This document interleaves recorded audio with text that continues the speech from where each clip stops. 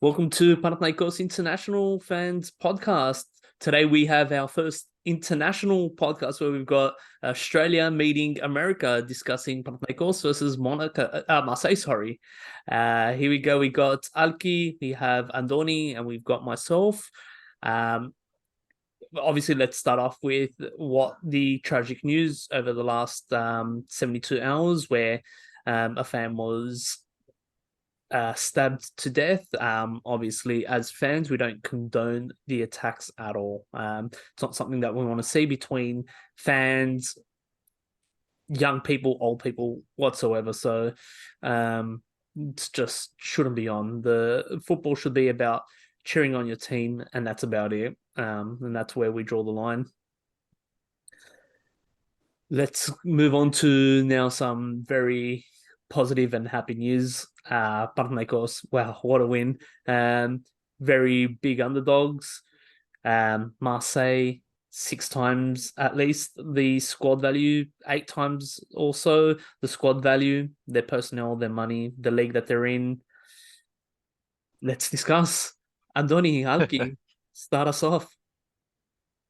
Yeah, I mean, So with today's match, I was briefing over with you guys in the chat, and even just before we started, and just kind of talking about heading into the match. I honestly wasn't expecting a big result. I'll be honest. I was kind of thinking of, hey, a draw would be a positive in this situation. Going into the game from the first whistle, I think it was the first 5 seconds they got a yellow card. Their midfielder, and so I feel like that immediately kind of set the stage for what we were going to see from this match, because it was just utter domination, in my opinion. I mean, we had so much possession. We had more shots. We controlled the tempo of the match.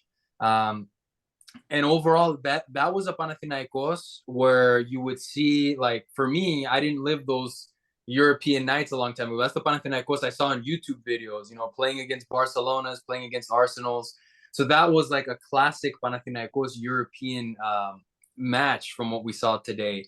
A guy like Ruben, for example, who I was kind of going after in the last podcast that Alki and I were on, he looked great. Mancini looked great. The whole team just looked like they were great. They were able to kind of take that step up, while Marseille were kind of, a step behind. And with such a difference in terms of like the monetary value of the squads, I mean, today it just showed the heart and the grit. And of course, the fans. I think the fans really propelled the team as well at Leoforos. So very, very happy, very positive victory today. I mean, I can go on and on, but I think that's just kind of that's like a summary of my initial just reaction to today. I'm still like basking it in. Yeah, I mean, we say it all the time. I'm just going to keep beating the drum. You know, congratulations to Ivan.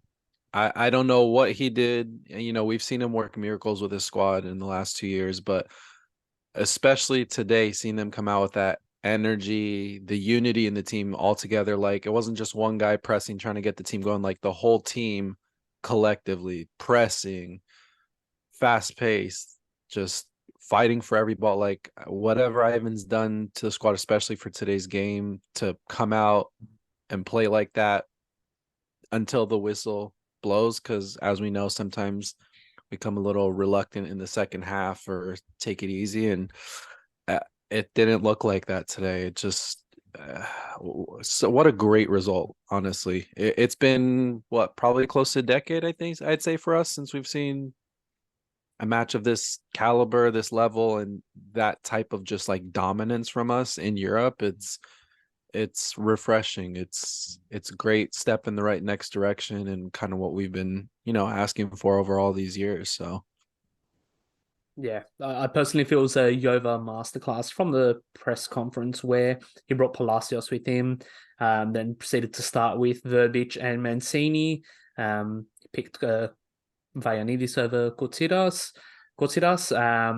Just everything, tactics. His substitutions were all spot on, especially towards the end where he took off Vilena and he took off Juanca, brought in Mladenovic, Seren. You knew that was going to happen because he was going to tighten that midfield, adding Seren there and allow Mladenovic to just get up there. It was working wonders for what Vayanidis was doing. Bernard and Forti combining for the goal. Beautiful. That was just, again, Jova's subs. He brought Bernard in the middle instead of his favoured left-hand side. It was just a match we haven't seen like that in a very long time. I thought against Dinpro, especially the home leg, were very average. But, to come the week after against a almost world-class opposition where we have almost 2/3 possession, dominate from start to finish, clean red. And then from there, we're the better team. We're always competing for the ball. And I think officiating was very good as well, calling things fairly, calling things honestly. Yeah, I think the substitutions I think helped. He brought him on, as soon as, shortly after that red happened. We were thinking and talking all day in the chat, like there's no way second half we can keep this up. Guys are going to be gassed, because we just haven't seen, the team press and play that hard for a full 90. So we were expecting, some tired legs, especially for guys like, Antoni said it earlier, for Ruben. What a turn of the clock. Last time it was Juankar, now it's Ruben. Like, these guys are just finding their old legs again, or I should say young legs in this context. But yeah, he brought on those substitutions shortly after the red. Fresh legs against, an already tired Marseille team where we were just running them down, and it eventually ended up leading to a goal. Like you said at the beginning, I think we were expecting a draw, and I was expecting that to be the outcome, honestly. While I would have loved, and we ended up getting the goal and the win, that goal would just solidified and put the cherry on top, the kiss to this type of performance, from start to finish. Yeah. I was going to say, look, and it looked like Marseille were very poor. And I think looking at their preseason, mixed results on their end as well. So, in the last podcast, I did predict a draw, but when I was just going through all the previews, everything like that, I changed my, and I put it out there on Twitter, I changed my prediction, and I thought we're going to be good for the win. Sorry, Antoni, I cut you off as well. No, yeah, you kind of perfectly summarized it there a little bit. Like Marseille, when I was on the podcast last time, I was nervous about it. I was really scared going into it compared to how we came out against Dnipro, a little flat-footed. Of course, we got the win, but there were some concerns there. Today, we saw Marseille, and it was like they didn't really have an answer for Panathinaikos. It's like right from the jump, Ivan had us prepared. That masterclass you guys noted, right? Just kind of switching up the lineup, making up those adjustments, keeping the other coach on his toes. And I really liked that he started Mancini. I've been a big fan of Mancini. I know you guys have been a big fan of Mancini since we got him. He's a key kind of factor in the team, especially towards our team offensively, but he also contributed defensively today too. So bringing him in there, you saw Mancini was running up and down the wing, but also coming back, tracking back through the middle, getting the ball. And I just like that Ivan isn't afraid to make those changes there when need be. I also like that Verbic was in as well. So we really kind of threw Marseille for a loop there. Another thing that I wanted to point out as well is that I thought Jedvaj did a really good job. This was his second start. Is that right? Yep. Yeah, so it's his third second full game almost since Bart went down, I think, right? Yeah, correct. Yeah, something like that. Yeah, so second game fully playing there, and I felt like he did great. I think Alki, you had mentioned it, just how well he already formed that partnership with Magnussen. So it's just cool to see that, a few games in, Panathinaikos has made those adjustments. Ivan has made those adjustments. He's showing trust to guys. In some cases, he has to, like with Jedvaj, but it reaped the benefit. That's what I really enjoyed today. Again, I'm still just kind of basking it all in. I'm still happy, kind of like all over the place. And Jedvaj didn't even get a full preseason. He was like our most recent signing, or one of them. Like, he came in around same time as Vilena, right after, and he was the first one off the bench Ivan had all the trust in him, and it seems like Ivan's brought this, we've talked about all the time, this culture, but another layer to it is just you can see anyone he brings on or any lineup on almost any situation, everyone on this team is like they're ready when their moment or their name is called. Like there's no hesitation or oh they're having a bad game. Like we've seen it up and down with, like we talked about Sporad from last season and Bernard and all that, but at the same time they still will always bring that same intensity, and like Ivan just built this culture of like be ready. You may not play for 5 games, but you may play that 6th game, and when I need you,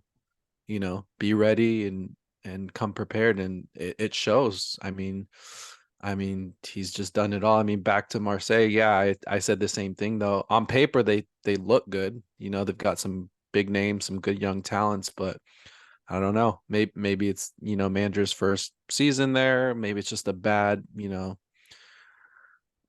link up. There's not really much gelling on it. I don't know what it is, but I definitely wasn't expecting this poor of a performance from Marseille. I mean, a lot of it has to do with how we played too, but I just thinking, like we said, Marseille is just such a larger team in grand scheme of things, where just not what I expected from us against a team like that size. Yeah, definitely agree. I think it was we had no expectation going into this game. We knew home tie first leg, against a big club, like you'd hope that we would lift. And we did. And that was the good thing that the fans brought and the players brought as well, equally. Yeah, definitely. I mean, Leoforos you can hear them chanting, rocking. I mean, obviously it's been a while, but that helps. It's like they say the 12th man. That's what they call him, right? So that definitely helps. That atmosphere is unbeatable sometimes. Yeah, and shout out to the fans. Speaking of, I didn't even think I saw a laser being pointed at any of the players or anything. It seemed like the photos was rocking, but it was, collected. It was calm, quote unquote. It was a Where happy rock, and it wasn't a crazy chaotic like we've seen it get. yeah, it wasn't like dangerous rocking. It was kind of like, okay, this is good vibes rocking. So yeah, that definitely, I agree with you, Alki. That was our 12th man today. I mean, the whole time from like start to finish, you could hear the fans just singing, just shouting, just kind of cheering our guys on, and they put on the performance to egg the fans on even more, to just kind of keep them going there. So definitely a secret weapon there. I think under Ivan, I don't know if I have the stat wrong, but has it been like a year since we've lost at home or something like that? I think we have like a crazy home record. Yeah, I was trying to look that up. It's definitely been a while. Yeah, I can't remember the uh, last time we lost at home. yeah, I'd have to go in and look, but yeah, it's been a while since we lost at home. Ivan's got a good record there. It's worth also pointing out you just didn't know what the how our fans would react as well coming to this home tie, considering with everything going on. Will it be more of a somber atmosphere? It was always just that, just the occasion where you didn't know how the fans would react, how the players would react, but it seemed both did so very well. In the 1 minute silence, it was, you know, pretty much the whole crowd participated in it as well. So it was a lot of positives from the crowd as well, lifting the players. They got really involved.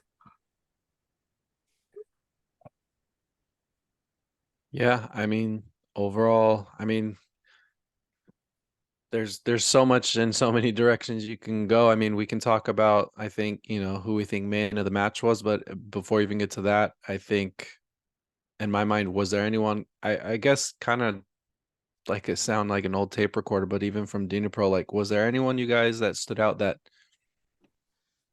didn't play well today? Um, didn't play well. I I think Ruben started the game a bit slow, but as the game went on, his experience really showed. I think he was probably the one that maybe a little bit more slower. I think Juricic and Spora were a little bit more anonymous.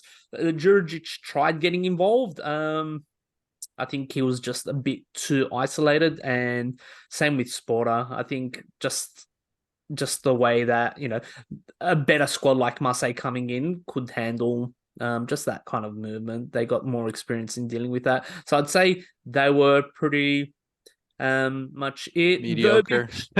I think Verbic frustrated me a couple of times where we had good opportunities on the counter and just the bad decision making, going himself instead of, there was an instance he could have gone wide. It was around the 50th minute thereof where he went by himself instead of cutting across to Juricic, who was by himself on the right. So that's my opinion. Yeah, I agree with you there, Sturge. Mainly with Sporad, I gave him his flowers last time. I like that he was mobile today. I like that he was pressing and trying to win the ball. It's just like his finishing was a little bit disappointing. Like I feel like he was miskicking the ball, mistiming his headers, kind of like classic Sporad from last season. That was one thing that kind of stood out. Overall, I think everybody did really good. It's just Sporad, and then like you mentioned, Juricic was trying to get involved in the game, but he wasn't fully able to kind of establish himself. Um, I don't know if that's this possibly is just kind of like a one-off thing for today with the style that we played today. But yeah, Sporad, and then there were a couple of times where Vilena, I thought he took a little too long on the ball when we were attacking and kind of trying to get into the box and maybe play that extra pass or that quick pass to one of our attacking players. But overall, it's so hard. That's a good question, Alki, because overall as a team, the performance was so good. It's just hard to really, for me, pinpoint. But just really spot art, and then I'd say I guess a couple of those Vilena passes where I wish he kind of was quicker. Yeah, and I guess that's what kind of why I bring it up, because it's not necessarily maybe I'm looking for someone, but I think it speaks more volumes to like no one really put a bad foot today. I mean, we talked about it earlier. I think the first leg against Dnipro, I think our midfield is where everything shined, and we talk about how great it was. They controlled the game, kind of dictated it. Where I feel like this first leg, at least against Marseille, our midfield, other than like you said, Sturge, with Perez later on in the match, where it wasn't like a deciding factor. I mean, granted, they did play. Marseille does have a pretty good, midfield themselves. I think their midfield obviously played better than ours, but I think our wing play outshined our midfield today, where, the Mancini and Vagianidis partnership, that was amazing all day long. And even on the other side with Verbic and drawing a blank who played or with Juankar too. I think just the flanks and the sides, just the pace and the counter is where most of our good play came today, where Vilena and Juricic just kind of were a non-factor. Perez, like we said, with his experience, definitely controlled the passing as we started playing for them back more. But yeah, I just don't think anyone put a wrong foot today either. It kind of felt that we played almost like a back three with how much Vagianidis was pushing forward, creating problems. He was just, they weren't really tracking his runs moving forward. So, and I think and it was working. So we looked like we were playing at times with the back three while Vagianidis was just roaming up there, just creating havoc with just that free roam that he had. I think he got into one or two dangerous positions where he almost did some damage. Yeah, I mean, Mancini had just wide open passes into the box for him. It was kind of weird to see how much open space they gave him. Yeah, I think that was his best game in Panathinaikos jersey, and I think what a time to have it too. Like he was just kind of given free reign, and even defensively, I mean, I don't think he really misstepped today. I mean, he compared to Kotsiras against Dnipro, I mean, Vagianidis looked like a world superstar. I mean, it was just incredible to see kind of, running forward. Shout out to Kuts. I know he'll love that. But, oh, yeah. Just running forward, tracking back, winning the balls. I think, was it against Guendouzi at the end? Guendouzi, yeah. They tried making that. I think it was Guendouzi, but yeah, they made a run on the left on a counter. And it's like the 93rd, 94th minute, Vagani's been running his ass off like the whole time. Like nobody, I personally thought, Ivan, take him out, dude. Yeah, we know he's a kid, but like he's been running his butt off. And he just, I said in the chat, he held his ground, took the ball away, dispossessed the guy, and then drew the foul. Like, he definitely has improved in that sense. At least today's game showed it.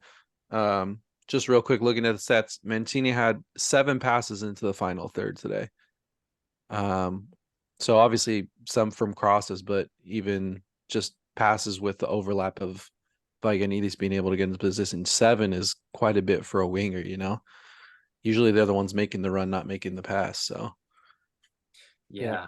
He definitely was very dangerous, and he also had that big chance. He tried hitting it with the left, probably just overhit it, but he was very, very lively.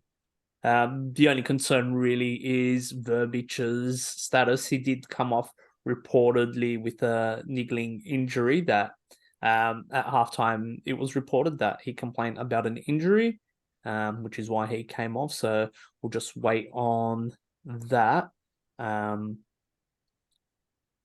yeah, so probably kind of may have hindered his performance as well, but we'll have to have a wait and see what reports come out of his status. Sorry, that was Vagianidis that got injured at halftime? Verbic. Oh, Verbic. Oh, okay. Verbic. Yeah, that's true. Yeah, because he got subbed out. yeah, I mean, he played pretty good, I'd say, compared to last. I mean, he had the couple of good runs, like you said, Sturge. His final third, the decision making was just frustrating to say the least. But he had a couple months where he drew that, that one free kick like right outside the box. Yeah. And yeah, he did look dangerous. He did look lively. You're right.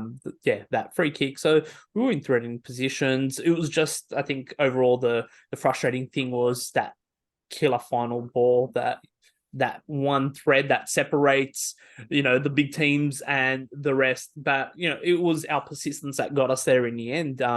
That lovely link up between Bernard Forti and back to Bernard, and a nice finish, like to just be composed right there and just really, like, the keeper could not do nothing about it. That chip over to Foti before he laid it off, was that Seddon that left it off, or was that Kleinheiser? Do you guys remember?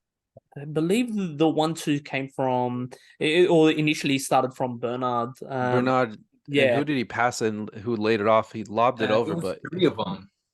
I think it was yeah, Aaron.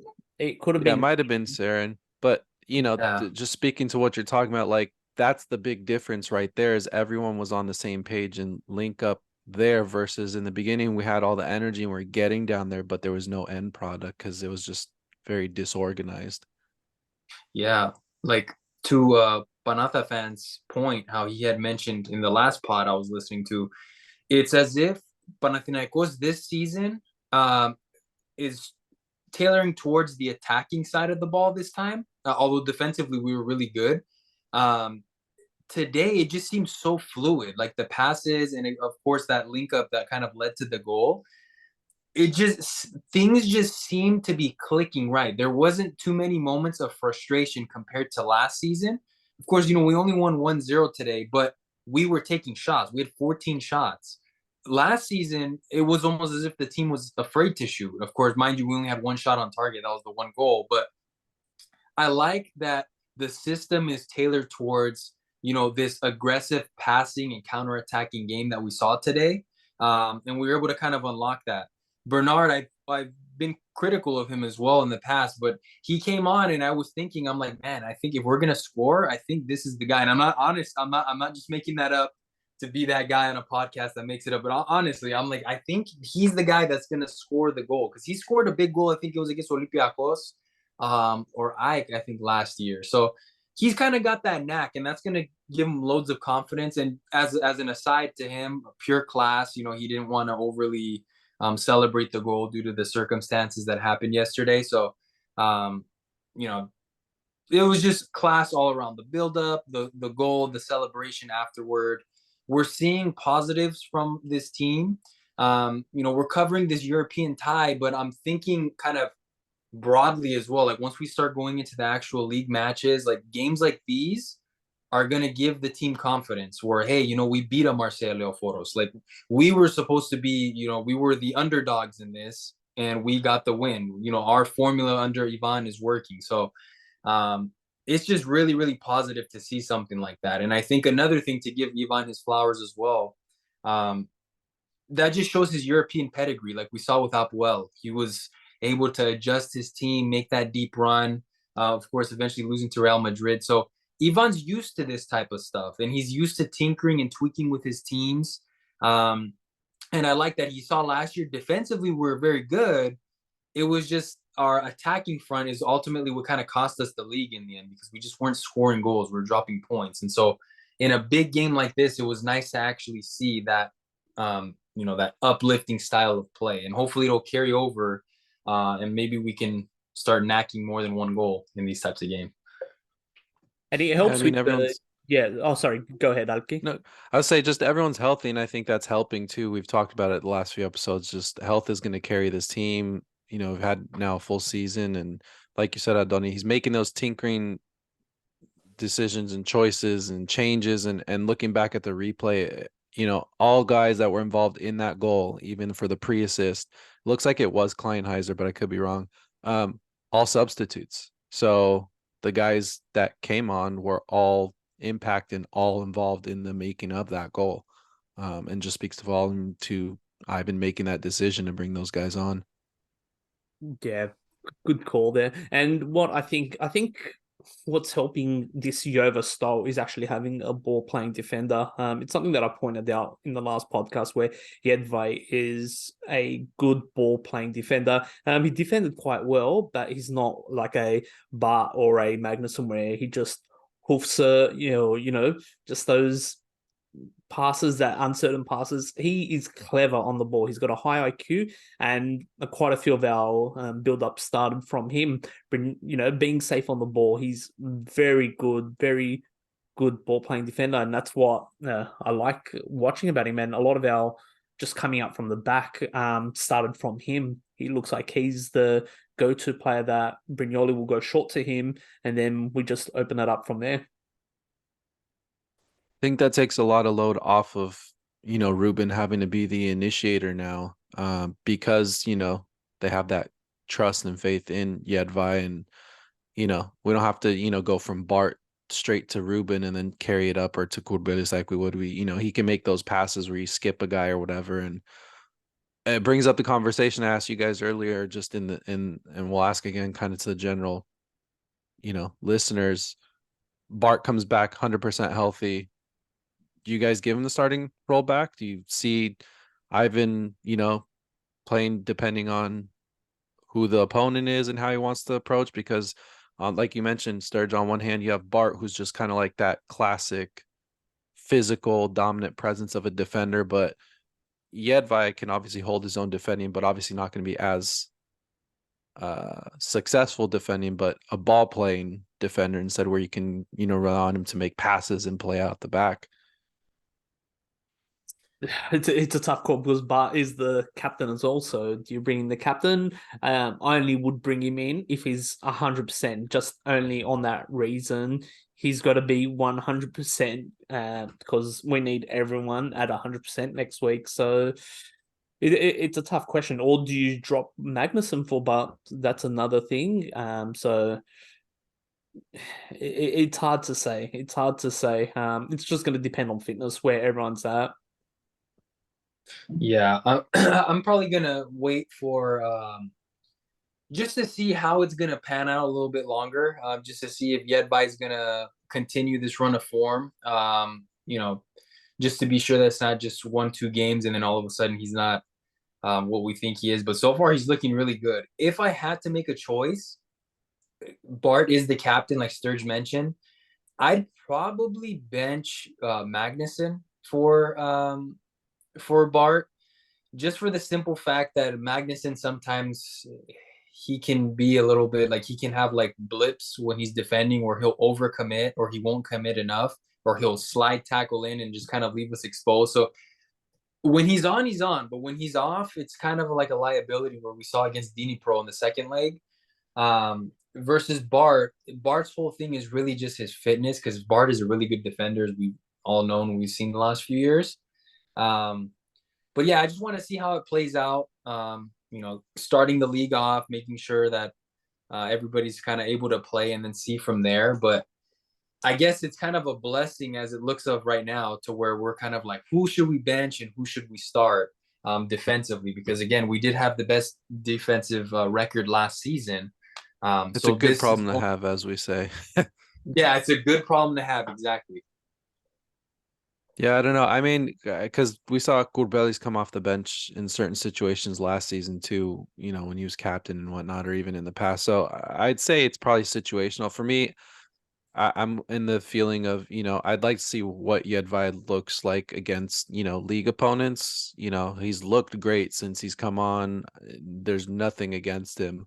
I would go with the flow of, ride the wave right now of how good everyone's doing. But we've also seen, like we saw today, Ivanovic just completely change it up, even though guys are doing great. Like we said last game, Kotsiras, kind of a headless chicken, but he still shined against Pro. But he decided to go with Vagianidis, and he had what I'd say consensus man of the match today, right? He best player out there and had the best game of his Panathinaikos career so far. So you never know with Ivan, but yeah, I just hope Bart gets back to health at least, and we'll cross that bridge when we get there. Yeah, definitely agree. Vagianidis for me, man of the match. He was just outstanding going forward in defense. I think everything was just going up, working for him. I think he has a little bit of issues where his crossing lacks or, just inaccurate, where he tends to overhit, can be caught out a few times, but he was just really threatening. His passing, his positioning, just winning the ball. Everything was just working well for him.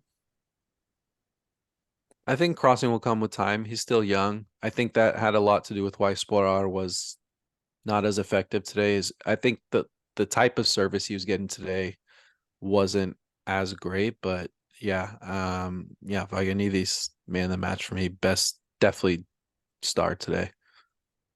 Yeah, Vagianidis was, I think he's man of the match. I think he edges it out, but for me, I think also honorable mention is Mancini as well. I thought Mancini was really, really good. Not only offensively, but defensively. I mean, it was the 90th minute and the guy was still running. I mean, he was fighting for the ball, dribbling through opponents. But it was a breath of fresh air to see a guy like Vagianidis kind of just take a game like this by the horns and just, go all out, offensively, defensively, because I know defensively we haven't always thought of him as the strongest player. He's still young, but he can definitely develop that part of his game. But I mean, he's awesome, and hats off to Ivan too, because Ivan is usually picking him in games like this. Like we saw it against Olympiacos last season, where he went with Vagianidis, and so I think that's just a testament to the kid. Like I think the guy is just, when his name's called in these types of big games, he kind of steps up. And again, I mean, I'm always flogging the poor guy, but I mean, Kotsiras, compared the performance of Vagianidis today to what we saw of Kotsiras last time, I mean, I'm wanting Vagianidis to start again and again and again, because the guy just brings that extra little bit of flair. Vagianidis is the guy that Kotsiras, I think, tries to be, essentially. Yeah, I mean, we've said a lot. I'm pulling up stats now just coincidentally because we talked about Mancini earlier, passing the final third, but Vagianidis, just overall stats, these are from FOTMob. 8 passes into the final third, no successful crosses, but 2 out of 3 tackles won, 3 clearances, 1 interception, 2 recoveries, ground duels won 6 out of 9. So I mean, those are all really positive numbers for what we call a modern day fullback. Very good numbers for defensively too. Take away his offensive game even from today, and he still, looked more than capable and held his ground. So yeah, and I we have to give shout outs as well. Juanca, Ruben Perez, they really played with their experience in today's match. back line was really solid. Magnussen, wasn't as silly as compared to last week versus Dinpro. I think he was really solid. He was not making those same mistakes. So he was making everything count. Even, we just talked about Jedvaj. Vilena, once again, just covers so much ground. It just covers every blade of grass on that pitch. So that kind of helps. And you can see why he's coming off. He's just exerting himself so much. But yeah, for me, I still go with Vayanidis just as man of the match. But then, all the subs worked well. Kleinheiser came in, just made his mark on the match, just going a little bit more harder, just being a nuisance, but, a really good ball player. Then you got, as I pointed out, Seren and Mladenovic coming in, doing their roles, and then obviously the Bernard Fortis link up. So I think, let's maybe give man of the match to Yova for getting everything spot on, because he pretty much won the match with his brains. Good shout. I don't think anyone would disagree with that. Yeah, we're so lucky to have a coach like that. That's the best coach I've seen Panathinaikos has since I've been a fan. I know you guys have seen other coaches, but I mean, this guy in just 2-3 years, where we were to where he's taken us now, it's incredible. And with what limited budget and players, like, he brings out the most out of, he could do so much with so little. It's insane. Yeah. Yeah, and it's helping Al just build that European pedigree again, just get those, all important coefficient points. Because as it stood, we were dead last. If we were going to the Europa League group, it's probably going to be the same for Champions League. But we can actually dream of meeting, very likely, Braga if we do go, that one step and pass Marseille. So he's working wonders, and obviously with that attracts more money as well. So not too sure if the money changes from getting into the third round qualifying, but definitely changes once if we make Champions League, the group stage. I mean, who knows? Maybe Alafouzos gives them bonuses like he did last season. Anytime, he gives them some type of incentive anytime they're progressing, whether it's Europe or just the cup or whatever. But I guess that begs the question of if we move on or not. Well, what are you guys thinking for next round? Second leg away? It's tough. The Velodrome's very, very tough place to go to. I think their fans are known to being quite notorious as well. Obviously, they've got links with Ike, so extra motivation for them to just really make it difficult for our players, whether before the match, like night before, things like that. So definitely not going to be easy. But I was just talking earlier to a friend of mine. This is the Marseille that turned up today that we see again in France in front of their crowd. Though obviously, I expect the stats to flip around. I still think we're still a good chance of progressing. I just think they didn't have any really killer instinct. Aubameyang is not the player he was at Dortmund. Ever since he left Dortmund, he's gone downhill. There's no doubt about it. So he had a couple of good glimpses at Arsenal, but he just didn't show anything today. I can't say anything positive about any Marseille player today. I couldn't point one out that was positive to say, okay, we've got to really watch him. He's a threat. Sarton and DA on their flanks were neutralized. They were either running offside or really neutralized, not being really ineffective. So if we keep that same attitude, I think we can hold off for a draw.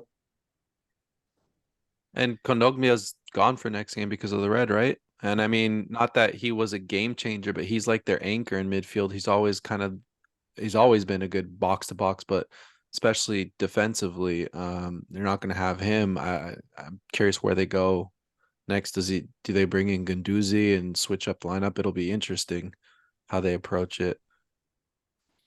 Yeah. It's going to be interesting. I don't know. I think going into this second leg, they're going to be coming back for blood for sure. Especially after today. I'm pretty sure the newspapers and their fans are just going to rip them a new one after a performance like that. Coming in, we were the underdogs. It's always hard to play Leoforos, but with the budget of the squad they have, the players that they have, to put in a performance like that. They're going to be back for blood at home, and it's going to be up to us to kind of try and find a result. Again, I think you guys hit it perfectly. Aubameyang did okay when he was at Barcelona a couple years ago, but I mean, we saw he had a header and he just completely hoofed it like far wide left. I mean, that was kind of crazy. I mean, that's Aubameyang for you though. Even his days at Dortmund, I'm a Dortmund fan. He's got to have 20 opportunities to get 1 or 2 in. And he'll always be in the space, he'll always be in the position, but it takes him time to warm up before he becomes effective, you know? I think his greatest strength he lacked. His greatest strength is that pace of his, and that just he didn't have it today. I mean, he's what, 32, 33 now? I mean, he'll still have it, of course, but you know, he's getting up there in age too. Yeah. Particularly for us.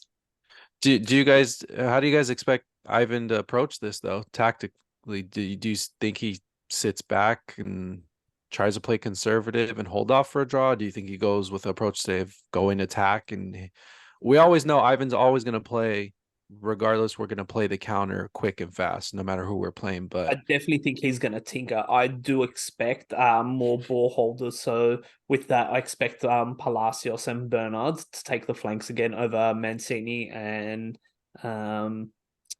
Verbic. I really do expect. I think going into this next leg, we're going to need to hold the ball as much as we can. I don't expect him to just go guns blazing on the attack with your Mancini, who did seem to have, or he does seem faster than Palacios, and definitely we know Bernard isn't known for his pace, but he can hold the ball a bit. I really expect those two positions to change. Wouldn't surprise me if Cortinas does come back though, just for that extra, just that physicalness, because I think going to the next leg, expect a fair few yellow cards, just players really fighting for it. Yeah, I think what I'm expecting to see, honestly, is something along the lines of what we've seen him prepare for against Olympiacos. So kind of like what Sturge was alluding to, having a Palacios in, having maybe a Bernard in as well, maybe tinkering with the right back. I'm thinking he's going to go with some type of plan there where we're going to kind of sit back. We're not going to really bring the game to them. Because I think, honestly, Marseille's going to have to come at us. I mean, they're going to have to make a statement, especially the first however so minutes of the game. So we're going to be a little more conservative and cautious. At the same time, though, too, I mean, realistically, Europe is locked in. Of course, I want us to progress here in the Champions League, but maybe that's going to kind of tinker or have Ivan think a little bit. You know, maybe we can try to gun for it as well and try to catch them out on the counter. Maybe I would love to see a Mancini in again as well. Honestly, that would make me feel a little bit better than having Bernard or Palacios in. But I'm expecting to see something along the lines of the game plan against Dortmund, where we're not trying to lose. We're trying to get something out of it. And it may not be the prettiest form of play, but I think that's what he's going to probably go for. And then maybe just gun for it at the end, depending on what the result is at that time. yeah, I mean, that's probably the likely scenario. I mean, we've seen Ivan surprises too. Maybe he comes out, you know, gunning for it to get a quick early goal to help just cushion that lead and then maybe play conservative. But I think, yeah, I'm on the same fence of, you know, he's probably going to take a soft, safe approach to it and, you know, kind of tinker from there. Yeah. Also worth mentioning, I know last week Mancini was rumored to wanting to leave, but I guess, you know, him starting just dispelled all those myths that, you know, Sport FM and others tried sharing. So it's obviously good to see him starting. You can see it in his Instagram, just his passion for the club. He just, you know, he played well. So that was also good to see and good to dispel. Yeah, I don't know what was up with that. I mean, he was at Adios for so long, came over here. He's probably one of our best players last season, even though he was only there for what, half the season. And he's starting off obviously very hot in Europe now. So I can't imagine him wanting to leave, but you know, who knows how much weight there was to those rumors. Yeah, seems like BS. I mean, the guy, honestly, that guy's probably my favorite player on the team right now. Just dribbling, technical ability there. It would be crazy. Like at this point in the season to get rid of him, because the way the papers were wording it, it was as if like Ivan just didn't have him in the plans anymore, and that was kind of it, which I just thought was crazy because at this point of the season, you're going to get rid of a player of that caliber. I mean, that just doesn't make sense. So to Sturge's point, like, yeah, starting him in a big game like this, I think that kind of just shuts down those crazy rumors. Yeah, if anything, maybe they got him mixed up. Like Palacios would be more, it seemed like the more likely if that were a case if somebody had to leave. But Mancini came in while Aitor's down. I don't see any other outside of Aitor being in form in the same form he was before he went down, like anybody else on our squad in the winger position that would, put Mancini out of a job. Like he's definitely number one winger on our squad as of now. Obviously depending on opponent, but yeah, it didn't make sense, why Ivan would not keep him in plans or why he would want to leave. Just starting into some drama or stirring the pot, it seemed. Yeah, and to say that Aitor won't be ready for another 2 months or so till he's back full fitness. So yeah, it was just really bullshit rumors. But also worth mentioning, we did make one signing in between the Dinpro game and this game. Erik Palmer-Brown, the American. So we've got one of your guys. Do you guys know much about him? His time, he was a Man City junior, came through the ranks, then played his 2 seasons or so in Troy in the top league. So do you guys know much about him? Anything you guys want to share about him? Alki, you know anything about him?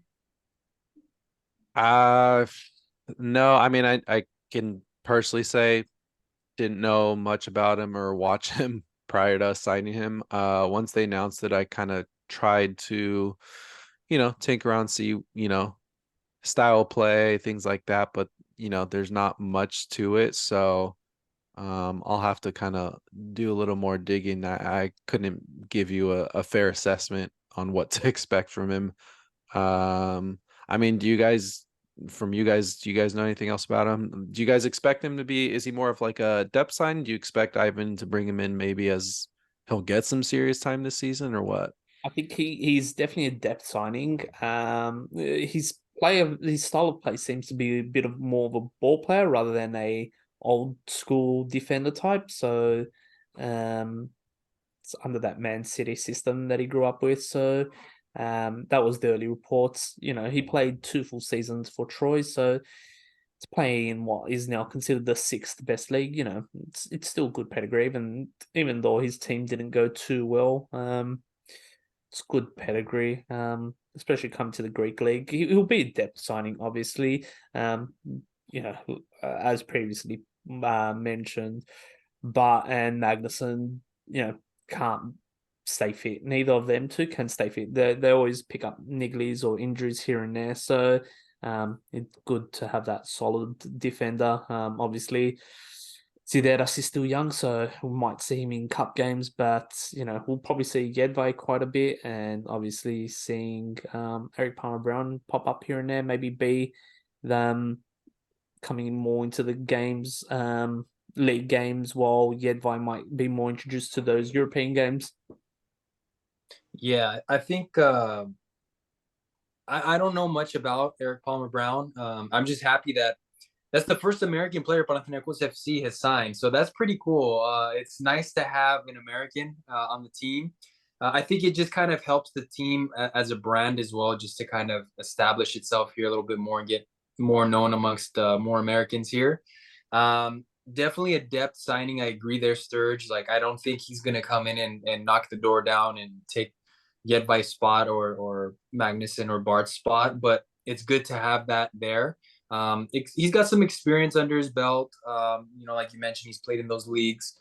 I'm happy about the signing overall. I don't think, it's nothing that's going to shake the world up, but I was getting worried there when we got rid of Puguras, or when we lost Puguras and we lost Sadly as well. I was like, where's the depth going to be? So nice having that additional center back brought in there. So hopefully Erik Palmer-Brown does good. Maybe he can get a call up to the USA national team if he hasn't already. Get us some more fame over US here. exposure. tap into the Yeah. market. Who knows? I'd be Yeah. curious how or why he chose, Panathinaikos. You don't come across too many people, at least in my experience, that know about us, or the club in general. So I'm curious how that just all came about, because that kind of came out of nowhere, right? That wasn't like a link or rumor we had, that was kind of lingering around. It for me, from what I recall, just came out of left field, really. Yeah, that, and then there's apparently another rumor, and it could just be, total garbage, but they're saying that no, not DeAndre yet, but it's Serginho Dest, that, he's on Panathinaikos' radar as well. So that's another American player. I'm sure Serginho Dest knows Panathinaikos. He's half Dutch. So I don't know. I don't know if they're possibly, he knows. I remember years ago, I think this was when Anastasio was on the team. We had an American guy uh, practicing with the team over the summer, and he knew about the team as well. So I think some of these American guys, they know, like they're kind of aware of these clubs here, like Panathinaikos, they know Olympiacos, PAO, things like that. Um, so that's my only guess. Really, that's probably what kind of stood out to him. Like, hey, we're trying to compete in Europe. We're trying to compete for a title. Come here, maybe you can get your notoriety up, get a call to the national team, and then maybe make another move to a top 5 league or something like that. So maybe that was the incentive for him, and then maybe Serginho Dest comes on a free transfer somehow or on a loan, and then we get more exposure that way. Oh man, put Kotsiras out of a job. I don't know who I'd prefer to watch, honestly. He can't be much worse than Kotsiras. No, I mean, I don't want to badmouth either guy. Dest is just one of those guys. Modern day, fullback, had his few moments. Barcelona, US player now, but I've seen him even at Barcelona. I watched him come over on loan to Milan because I'm a Milan fan. Me and Yango watched him.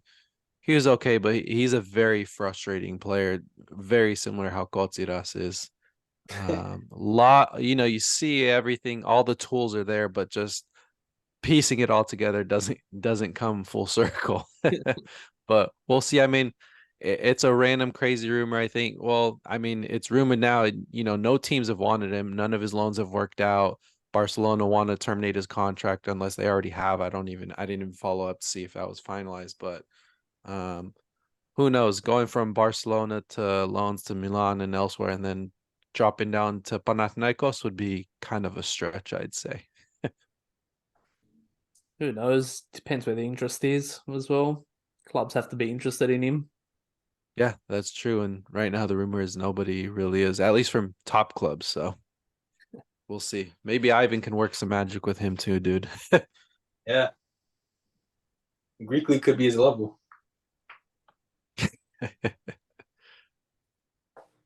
Any final thoughts? Just to as a summary, anything on the game, anything next week, anything final thoughts that you guys want to put out there? Just Not that I can think again, of. just again for me, that's I think gonna go down as a classic Panathinaikos European match. Somebody, I don't know, Sturge, if you had sent it in there, but somebody had tweeted, for the younger generation, this is like their first time experiencing Panathinaikos in Europe, like at the top level. And yeah, for me, definitely as well. Like I was a fan when they got some of those wins, like against Roma, and I just wasn't old enough to appreciate it now. So seeing this now, this is a good thing for this young generation of fans who, the last 10 years, they saw Panathinaikos kind of suffering and at kind of like the bottom, really bottom of the barrel of the top 5 for our experiences, just to kind of rise up, play Marseille off the park, not even just kind of scrap by, but play them off the park. I mean, that just kind of, it's a Panathinaikos legacy match in 2023. So it's showing the club is alive. Ivan has really resurrected kind of that DNA of the club. So we should definitely, enjoy this result.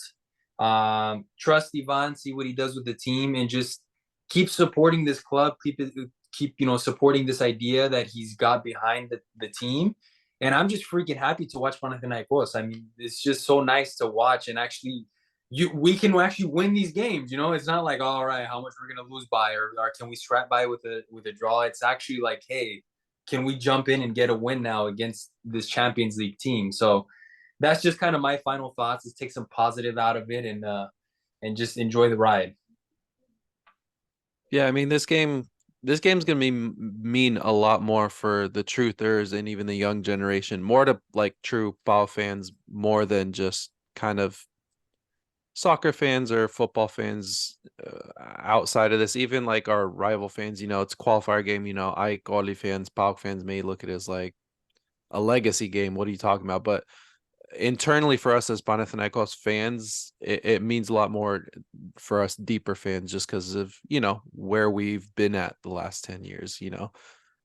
Never in a million years did we think we'd be playing Marseille in the first place, let alone, like you said, playing him off the park, basically not even letting him get through the door at Leoforos, it seemed. So um huge game, super happy. I don't even know how to feel about it or what to feel. It's just a lot of mixed emotions in a good way.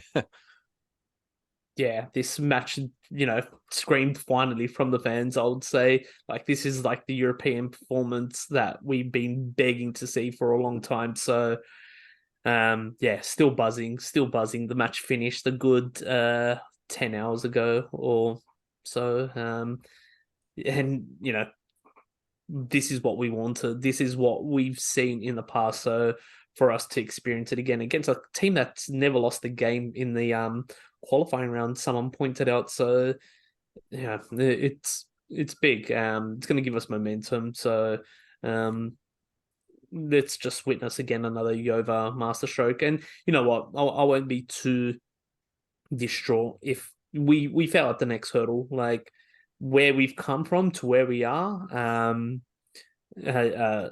significant steps were made, sacrifices, everything. So, and there's just really one man that we can thank. It's not Alafuzos, it's Yova that's really brought the club up to where it needs to be. So, keep trusting the process, keep trusting the boss. So, yeah, can't wait now until next week.